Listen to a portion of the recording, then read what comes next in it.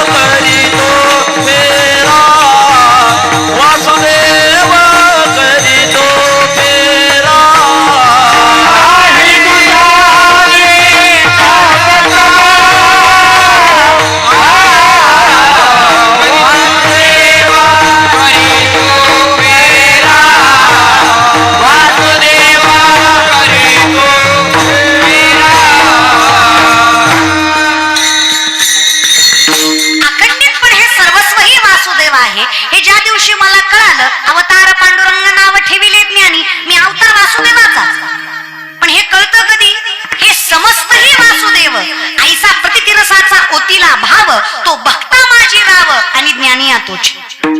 माऊली म्हणतात ते अखंड वासुदेव आहे हे ज्या दिवशी कळलं त्या दिवशी आमच्या भक्तामध्ये त्याला श्रेष्ठ मानलं जातं किंवा ज्ञानी मानलं जातं. राव म्हणजे मोठा, श्रेष्ठ, ज्ञानी मानलं जातं. तोपर्यंत आमच्याकडे त्याला भक्तही म्हणलं जात नाही आणि श्रेष्ठ ज्ञानही म्हणलं जात नाही. मग आम्हाला भक्त जरी व्हायचं असेल तरी तुझं पाहता सामोरे आम्हाला तुझ्याकडे यायची इच्छा निर्मित झाली पाहिजे. आणि ज्या दिवशी आम्ही तिथं येतो त्या दिवशी आम्ही राहत. मग देव माझा मी देवाचा हीच माझी. मग आमची अवस्था ती लवणाची कुंजरे सुधली या लवण सागरे नोहेची मागारे. हे तुकोबाराय सांगतात. मी सामर्थ्याने जे तुकोबाराय म्हणतात की आम्ही एकरूप होतोय. हे लवण म्हणजे मीठ, लवण मिळविता, हे माऊली आणि तुकोबारांचं एकमत आहे. मग सामर्थ्याने आम्हाला हे कळण्यासाठी देवाची आवड लागणं फार गरजेची आहे. आता देवाची आवड लावून घेण्यासाठी देवाच्या दारी जाणं फार गरजेचं आहे. देवाच्या दारी जाण्यासाठी प्रारब्ध फार मोठं लागतं. बहुत सुकृताची. तुकोबाराय म्हणले एवढंच देवा तू आवडत नाही. माझ्या वडिलांची मिराशी का तू उगाच कसं आवडशील. काही माणसं म्हणतात निघालतो कीर्तनाला गेलो नाही. काही म्हणतात गेलत बसलं नाही. काही म्हणतात बसलो मधनं झालं पटलं नाही. काही म्हणतात शेवटपर्यंत बसलो कळलंच नाही. तुमच्या चुकाच नाही हो. तुमची काय चूक आहे त्याच्यात? तुमचे पाय कीर्तनाकडे वळत नाही, तुम्हाला कीर्तन कळत नाही. कीर्तनासारख्या मंडपात तुमचं मन सुखावत नाही. खरंच मायबाप तुमचा दोष नाही. माऊली सांगतात पूर्वजन्मीचं पाप तुम्हाला इथं बसायचा अधिकार देत नाही. त्याला पुण्याची रास फार मोठी लागते. भाषा माझी नाही. टाळ्या वाजव वाटल्या तर वाजवीत जा. मी म्हणलं ना महाराष्ट्रात कोणीतरी कोणाचं तरी कौतुक केलं हे सगळ्यात मोठं कौतुक झालं. कोणीच कोणाचं. तुम्हाला म्हणलं ना पोटच्या पोरीचं भाषण चुकलं तरी टाळ्या वाजवता, हो का नाही? ज्या दिवशी पोटच्या पोरीत आणि व्यासपीठावरल्या पोरीत फरक करणार नाही त्या दिवशी कीर्तन नाही कळलं तरी पुण्य भेटल्याशिवाय राहणार नाही. फक्त नजर तेवढी चांगली ठेवा. एवढं बोलून सुद्धा काय काय धटकोल्यांना टाळी वाजवलीच नाही महाराज. दुसरं काही नाही, त्यांना माझी जिरवायची. ते कीर्तन झाल्यावर म्हणणार लय पोरगी बोंबलत होती, आपल्याला ज्ञान शिकवीत होती, येड्यात काढीत होती. अका मंडप ऐकत होता, पट्ट्या निसता बसला होता. नसतं रे दादा, करावा असं तीळ मात्र काही नाही आपल्याकडे, माहिती खरं सांगू काहीच नाहीये, तरी अहंकार इतका झालाय ना आपला, अहम इतका झालाय ना, ते नामदेवराय म्हणतात तसं. म्हणा कासव गीत गाय, खरं तर कासवाला बोलता येत नाही, पण नामदेवराय म्हणले गातो. लोक म्हणले खोटं बोलता काय, आम्ही लटकेची न बोलू वर्तमान खोटे, विष्णुदास नामा म्हणे ऐसी यांची ख्याती, लटके जे बोलती पूर्वज नरका जाती. खोटं बोललं तर कुळच्या कुळ नरकाला जाईल, खोटं बोलणाऱ्याची जात नाही, हे खरंय. हे ज्या दिवशी आम्हाला कळतं की ही कल्पना आहे, त्या दिवशी आम्ही सुखी होतो. ही संत मंडळी, तोपर्यंत आमचं आयुष्य म्हणजे अहंकाराचा. कळतं ना तुम्हाला, हे नामदेवरायाचं मत आहे आणि अगदीच सत्य बघा. आमची अवस्था इतकी विचित्र होऊन बसली आहे ना, आम्हाला खरं खोटं काही कळतच नाही. हा समाज असा झालाय, इथं 4 माणसं एकच खोटं बोलली की खोटं सुद्धा खरं होतंय. खरंय का खोटं? खरायला खरं म्हणायचं. चुकून 5वा बोलला तर 4 मिळून त्याला खोटं ठरवते. ती क्वांटिटी ना भाई, असं काय करता, क्वालिटीला किंमत नाही राहिली. कुठल्या ग्रंथात लिहिलं होतं दिवाळीत मोती साबण वापरायचा? होतं का? तरी सुद्धा 90% महाराष्ट्र दिवाळीला साबण कुठला आणतो? Because of advertisement. 2 महिने आधीपासून जाहिरात असते, उठा उठा दिवाळी आली, मोती सणाची वेळ झाली. दिवाळी आताशी नाहीच आहे. मग आम्हाला ज्या दिवशी कळतं विठोबाचे राजा अम्मा नित्य दीपवाडी, अम्मा नित्य दीपवाडी, विष्णुदास नामाची बेफामी ओवा, त्या दिवशी सर्व सुखाले आलो, आम्ही सुखरूप होतो, कल्पनेतनं सुटतोय ना. मग आमच्या इथे सत्य एकच आहे, सत्य तू सत्य तू विठ्ठला. मग काही माणसं म्हणले रामकृष्ण शिवाचं काय, इथंच तर चुकता तुम्ही. हेच तर तुम्हाला कळत नाही. तुम्ही बसलाय, मी उभी आहे, ही भेद आहे का व्यवस्था आहे? व्यवस्था आहे. तुम्हाला मी दिसावं, मला तुम्ही दिसावं म्हणून केलेली ही व्यवस्था आहे. अगदी तसं भगवंताचे 22 अवतार भगवंतानं केलेली व्यवस्था आहे, त्याच्यात कुठल्याच प्रकारचा भेद